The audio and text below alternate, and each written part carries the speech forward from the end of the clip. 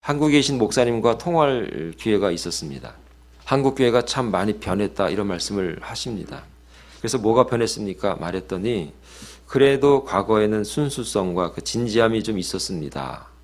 그 교회에 대한 그 신앙생활이 참 많이 변한 것 같습니다. 이렇게 말을 합니다. 그리고 목회자에 관한 말에 대해서 이제 많은 신뢰를 잃어버린 것 같습니다. 라는 것을 이야기를 합니다. 그 이유가 뭡니까? 이렇게 얘기했더니 근간에 일어났던 대형 교회들의 행태라든지 그리고 한국을 대표하는 그 목회자들의 좋지 않은 그런 이야기들 때문에 한국 교회가 큰 힘을 잃었습니다. 이런 얘기를 하십니다. 그런데 더 안타까운 것은 그것을 핑계를 삼으십니다. 하는 겁니다. 물론 교회가 잘못하고 목회자가 잘못한 것 때문에 많은 욕을 먹고 질탄의 대상이 됐지만 그것을 핑계 삼아서 신앙생활이 더 힘들고 어려워지는 것 같습니다. 하는 겁니다. 여러분들은 그런 핑계 삼아서 신앙생활을 게을리한 적은 혹시 없으신가? 여러분들 그 핑계 삼아서 교회를 업신여긴 적은 없으신가? 우리가 그런 모습 때문에 핑계 삼아서 함부로 목회자나 교회에 대해서 평가하고 이야기한 적은 없는가? 한번 돌아볼 수 있기를 바랍니다. 우리가 어려울 수 있도록 그리고 정말 하나님만 바라볼 수 있고 의지할 수 있는 계기로 삼을 수 있는 바르고 온전한 신앙이 우리 가운데 회복될 수 있기를 바랍니다. 오늘 잠언 3장의 이 말씀은 아버지 된 사람이 아들에게 나의 법을 잊어버리지 말고 하나님의 법을 온전히 쫓으라 라고 하면서 권면하는 말씀입니다. 오늘은 어린이 주일입니다. 이 말씀이 우리에게도 받는 말씀이기도 하지만 이 말씀을 가지고 우리 자녀들에게 신앙생활을 어떻게 해야만이 하나님을 기쁘시게 하고 하나님 앞에 온전히 서 있는가에 관해서 말씀을 잘 증거할 수 있는 그런 저와 여러분 다 될 수 있기를 부탁을 좀 드려봅니다. 그러면 오늘 말씀을 통해서 참되게 신뢰하고 경외하는 자들에게 주시는 하나님의 은혜가 무엇인가? 어떻게 하나님을 의리하고 어떻게 하나님을 경외할 것인가? 첫째는 마음을 다하여 하나님을 의리하라 이렇게 말합니다. 1절에도 보면은 마음으로 나의 명령을 지키라. 3절에도 보면 인자와 진리로 쭉 말씀하시면서 마음판에 새기라. 5절에 보면 너의 마음을 다하여 여호와를 의리하라. 1절, 3절, 5절에 한 절씩 건너뛰면서 하신 말씀이 뭐냐? 마음을 다해라. 마음에 새기라. 마음으로 나의 명령을 지키라. 마음으로 계속해서 반복을 합니다. 사람 마음이 굉장히 중요하다는 얘기입니다. 어떤 마음으로 어떤 마음가짐을 가지고 있느냐에 따라서 하나님에 관한 자세가 달라진다 하는 겁니다. 이 마음이라고 하는 그 히브리 그 단어가 레베크인데 인간의 감정과 행동의 원천이다 그런 해석을 해줍니다. 우리의 행동이나 감정이나 이런 모든 것들의 원천, 시작이 중요하다는 얘기입니다. 하나님 앞에서의 우리의 모습이 뭐가 중요한가? 우리의 행동이나 우리의 감정이나 그 모든 원천의 시작인 그 마음이 굉장히 중요하다 하는 겁니다. 그래서 5절에 마음을 다하라 하는 것은 환경이나 분위기에 따라서 하나님을 향한 내 마음이 나누어지거나 흐트러지거나 요동치거나 그러지 말아라 하는 겁니다. 저와 여러분들 가운데 고난이 다가오고 어려움이 다가오고 환경이 이상하게 돌아간다고 하더라도 여러분 그 마음이 변하거나 요동하거나 흔들리거나 나누어지지 않는 그 마음을 가지고 마음을 다해서 하나님을 사랑하고 하나님을 의지할 수 있는 저와 여러분 되기를 바라겠습니다. 말씀을 쭉 읽어보면 마음을 다하여 하나님을 의뢰하라 했는데 이 의뢰라고 하는 그 단어가 베타흐 이렇게 발음을 합니다. 이건 기댄다는 뜻입니다. 우리가 하나님을 어떻게 의지해야 되는가? 내 모든 환경을 가지고 하나님을 기대어 하나님을 의뢰하여 하나님을 의지하여 하나님을 내 몸이라고 여기고 그분에게 모든 걸 기대어서 그분을 의뢰하라 하는 겁니다. 사랑하는 여러분, 저와 여러분들이 우리의 마음을 다해서 하나님을 의뢰하고 하나님을 통해서 일하시고 역사하시고 또 하나님을 통해서 우리의 모든 것들을 행할 수 있는 저와 여러분 되시기를 바라겠습니다.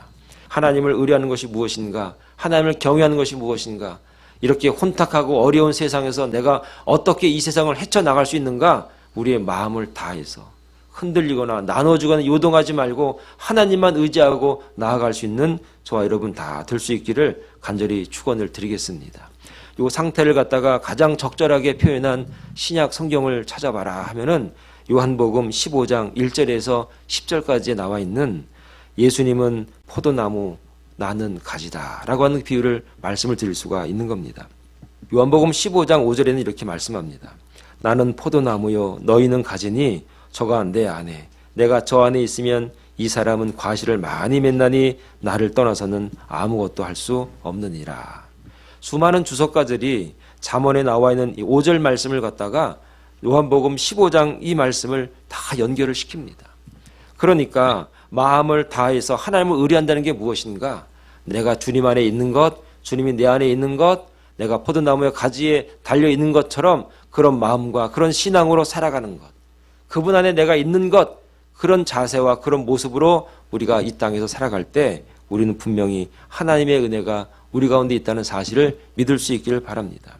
이처럼 마음을 다해서 하나님을 의뢰하는 자에게 주님께서 우리에게 몇 가지 약속의 축복이 있는데, 첫째는 과실을 많이 맺게 해주겠다. 결과를 내가 분명히 주겠다 하는 겁니다. 오늘 저와 여러분들이 하나님을 의뢰하고 하나님만 바라보면서 믿음으로 나아갈 수 있길 바랍니다. 분명히 하나님이 약속하십니다. 과실을 맺게 하겠다. 수많은 과실을 맺을 수 있도록 내가 약속하마라고 약속을 하십니다. 잠언 3장 2절에는 장수하게 하겠다 하십니다. 오래 살게 하겠다. 여러분, 이 땅에서 오래 산다는 것이 병들어서 오래 사는 게 축복이겠습니까? 건강하게 하나님의 은혜 가운데 오래 살 수 있으면서 하나님의 해를 누리면서 이 세상에서 하나님이 역사하시는 것을 바라보게 하시겠다 약속을 하시는 겁니다. 그리고 평강을 주시겠다. 여러 가지 마음에 두려움이 다가오고 마음에 겁이 난다고 하지만 하나님만 바라보는 사람은 그 마음에 진정으로 평강이 다가옵니다. 이것이 바로 오늘 우리가 하나님을 향한 마음이 되어야 할 것이다.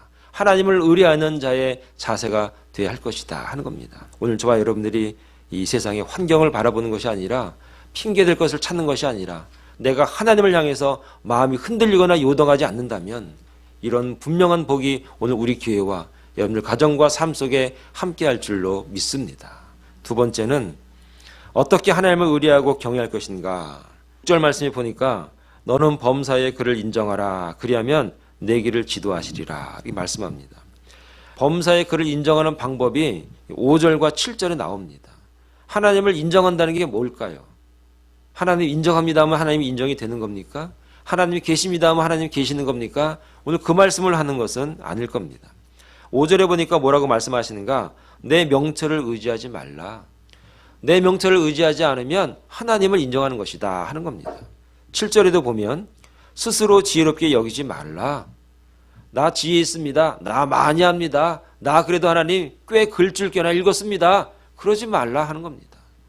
읽은 건 읽은 것이고 지혜 있는 건 지혜 있는 것인데 오로지 하나님을 인정하는 게 무엇이냐? 명철을 의지하지 말고 스스로 지혜롭게 여기지 말고 하나님을 의뢰하고 하나님 바라보고 하나님에게 지혜를 구하는 자 되라 하는 겁니다.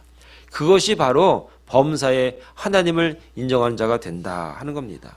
사랑하는 여러분, 하나님은 어떤 분입니까? 우리의 모든 것을 아시는 분이고 우리를 만드신 분입니다. 우리의 재질도 아시고 우리의 성향도 아시고 우리가 무엇이 필요한지 무엇이 요구하고 있는 것인지 모든 것을 알고 계신 분이 바로 하나님이시다 하는 겁니다. 그래서 누가복음 12장 6절에 보니까 참새 5이 아싸리온 2의 팔리움도 아시고 우리의 머리털까지도 세신바도 아시는 하나님이시다. 그렇게 말씀하고 계십니다. 그렇기 때문에 우리 스스로가 지혜 있다 여기지 마시고 내가 많이 알고 있다 여기지 마시고 내가 경험이 많다 여기지 마시고 범사에 그를 인정할 수 있는 저와 여러분 다 될 수 있기를 바랍니다. 겸손함으로 순종함으로 그분 앞에 나아갈 때 하나님을 인정하는 것이고 하나님께서 저와 여러분들의 분명한 앞길을 인도해 주시는 하나님이심을 여러분 믿을 수 있기를 간절히 축원을 드리겠습니다. 마지막으로 세 번째는 처음 익은 열매로 공경하라. 그렇게 9절에 말씀합니다. 내 재물과 내 소산물에 처음 익은 열매로 여호와를 공경하라. 이렇게 말합니다. 여러분, 첫 열매라는 게 뭡니까? 첫 열매. 미국 사람들이 미국에 처음에 도착했을 때 첫 수확을 했습니다. 그리고 하나님 앞에 드렸습니다. 그게 뭡니까? 땡스기빙 아닙니까? 첫 것을 하나님 앞에 드린 겁니다. 이게 두 가지 의미가 있는데 첫째는 첫 열매는 앞으로 수확할 것에 대한 대표적인 의미라 하는 겁니다. 앞으로 수확할 것에 대한 대표성의 의미가 있다 하는 겁니다. 창세기 4장 4절에 보니까 아벨도 자기도 양의 첫 새끼와 그 기름을 드렸더니 여호와께서 아벨과 그 제물을 연락하셨다. 그렇게 말합니다. 이 말이 뭡니까? 모든 게 하나님 것인데, 모든 게 하나님이 역사하실 것인데 그걸 저는 인정하고 믿습니다. 그 마음의 표시로 첫 번째 것을 하나님 드립니다 하는 겁니다. 출애굽기 23장 19절도 보니까 너의 토지에서 처음 익은 열매의 첫 것을 가져다가 너희 하나님 여호와의 전에 드릴지니라 이렇게 말했습니다. 여러분, 첫 번째 수확했을 때 얼마나 기쁩니까? 가족이 생각이 날 수도 있고 아내가 생각이 날 수도 있고 뭐 여러 가지 생각이 날 수도 있을 겁니다. 그러나 첫 번째 것은 하나님을 기억하라고 하는 그런 대표성이 있다는 것입니다. 그래서 첫 마음, 첫 수확, 첫 것을, 첫 시간을 하나님 앞에 잘 드려서 나머지 모든 것이 하나님의 것이라는 것을 인정하고 구별합니다 라고 하는 신앙의 고백이 저와 여러분들 가운데 있을 때 하나님이 분명히 우리에게 은혜 주시고 함께한다는 사실을 여러분 믿을 수 있기를 부탁을 드리겠습니다. 두 번째로 처음 익은 열매로 하나님을 공경하라 했는데 두 번째 의미가 무엇이냐? 구별이다 라고 합니다. 레위기 27장 26절에 보니까 오직 생축의 첫 새끼는 여호와께 돌릴 첫 새끼라. 우양을 물어나고 여호와의 것이니 누구든지 그것으로 구별하여 드리지 못할 것이다. 첫 번째 것은 하나님을 위해서 쓰는 것이지 다른 것을 위해서 쓰면 안 된다 하는 겁니다. 왜냐? 구별됐기 때문이다 하는 겁니다. 하나님은 이 구별의 의미를 우리에게 분명히 아십니다. 저와 여러분들은 구별된 사람입니다.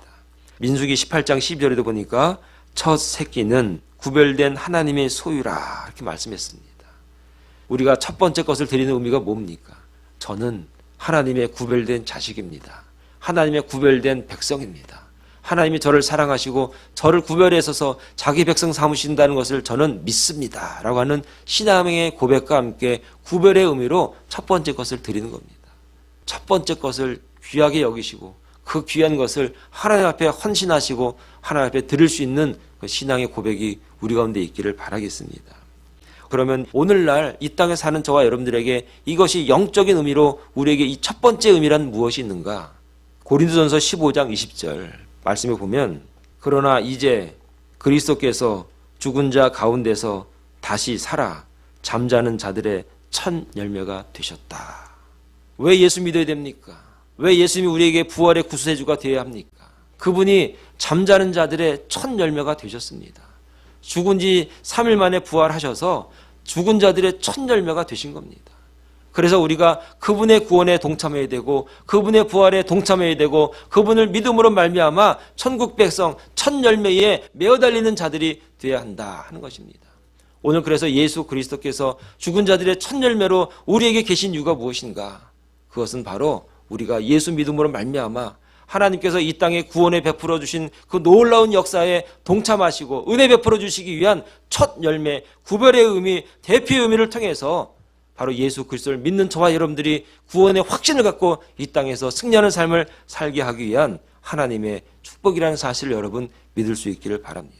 그래서 성도들의 구원은 예수 그리스도의 부활에 참여할 때에만 완성되어진다는 사실을 오늘 성경에서 모든 구절에서 모든 말씀에서 예수님을 집중하고 있다는 사실을 여러분 믿을 수 있길 바랍니다. 그래서 나는 예수님을 믿는 믿음을 가지고 예수님 때문에 죽음으로 말미암아 부활하신 그 예수님의 공로 때문에 내가 바로 첫 열매의 은혜를 받는 자라는 사실을 여러분 믿고 그 은혜로 승리하는 삶을 이 땅에서 살아가야 될 줄로 믿습니다. 사랑하는 여러분, 이 땅에 사는 동안 고난이 다가옵니다. 어려움이 다가옵니다. 이 땅에 사는 동안에 나에게 억울함도 당하고 여러 가지 환난이 다가오지만 첫 열매 되신 예수 그리스도를 바라보는 자들은 힘 있는 삶을 살 수가 있습니다. 그분을 의지하면서 이 땅에서 이기지 못할 것이 무엇이 있겠습니까? 죽음을 이기신 예수 그리스도를 의지함으로 말미암아 우리가 이 땅에서 어떤 고난도 이기지 못할 것이 무엇이 있겠는가 하는 겁니다. 물질의 고난이 온다고 하더라도 삶의 고난이 온다고 하더라도 첫 열매 되신 그 예수 그리스도의 은혜, 부활의 예수 그리스도를 바라보는 자들에게 주시는 놀라운 하나님의 역사를 여러분 믿고 따라갈 때에 이 땅에서 승리하는 삶을 살아가게 된다는 사실을 여러분 믿을 수 있기를 바라겠습니다. 골로새 3장 17절에 보니까 무엇을 하든지 말에나 일에나 다 주 예수 그리스도의 이름으로 하고 그랬습니다. 여러분 이제 그래서 우리가 이 땅에 사는 동안에 예수님의 이름으로 하면 되는 겁니다. 일을 하든지 공부를 하든지 무엇을 하든지 간에 예수 그리스도의 이름으로 감당해낼 때 우리에게는 하나님의 은혜가 임하는 겁니다. 잘 먹지 못해도 좋은 집에 살지 못해도 그 10년 가운데 놀라운 주의 평화와 축복으로 하나님의 은혜를 베풀어 주실 줄 여러분 믿을 수 있기를 바라겠습니다. 여러분 마음을 다하여 하나님을 의뢰하기 바랍니다. 하나님을 범사에 인정하시기 바랍니다. 그리고 처음 익은 열매로 그분을 높여드리고 공경하길 바랍니다. 그런 자들에게 하나님은 마지막 때에 놀라운 축복과 은혜로 이 땅에 사는 저와 여러분들에게 함께 하신다는 사실을 여러분 믿는 은혜를 우리 교회, 우리 자녀들에게 신앙의 전통이 이어지기를 간절히 축원을 드리겠습니다. 기도하겠습니다.